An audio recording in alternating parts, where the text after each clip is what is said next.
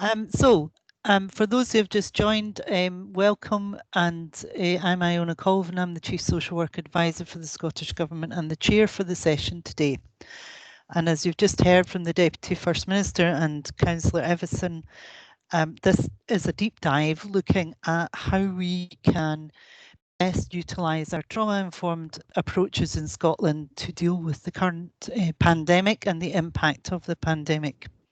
We know that the pandemic has exacerbated many issues in Scottish society, but has also brought many people who previously were not feeling particularly traumatised into a group of citizens who are experiencing trauma.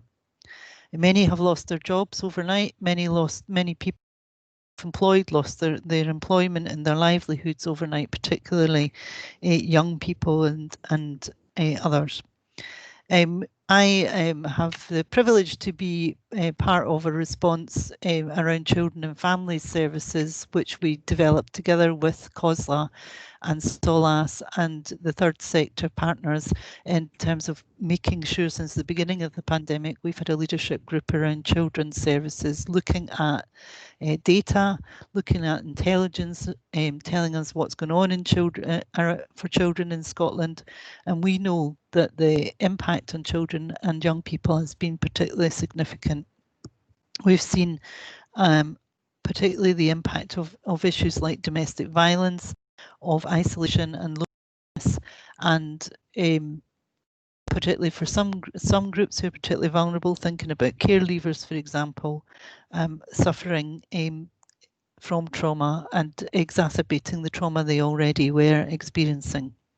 So lots of things that we are doing in Scotland, and the response has been fantastic at local level, that many agencies working together to try and make sure that we an offer in Scotland that it ensures that people don't go cold and they don't go hungry. But we also need to think about the emotional impact. And this week we've seen the Royal College of Psychiatrists talk about a survey that they've done, which shows that up to a third of the population are experiencing mental ill health in relation to how they're experiencing the current context and the current situation. Councillor Evison there touched on the need to value our workforce and really to make sure that we look after the workforce in this pandemic as well. This morning I was meeting with officers where we were talking about exactly this, about the fact that many of our staff are also experiencing trauma themselves within their own families, but also they're working with people who are particularly traumatised, and that has an impact, and we need to remember that impact on our own staff. We need our staff to feel as best they can so that they can help those around them. And so I hope that we'll be able to talk about some of that today as we go through the day.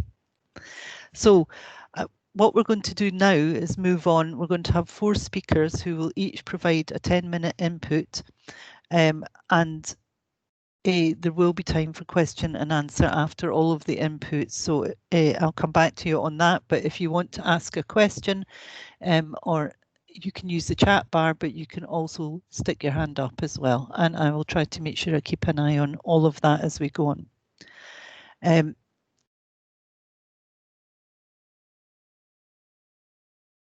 Okay, so to start us off, we're going to hear from Sandra Ferguson from NHS Education for Scotland, and Sandra's going to give us an overview on the National Trauma Training Programme. Sandra, over to you.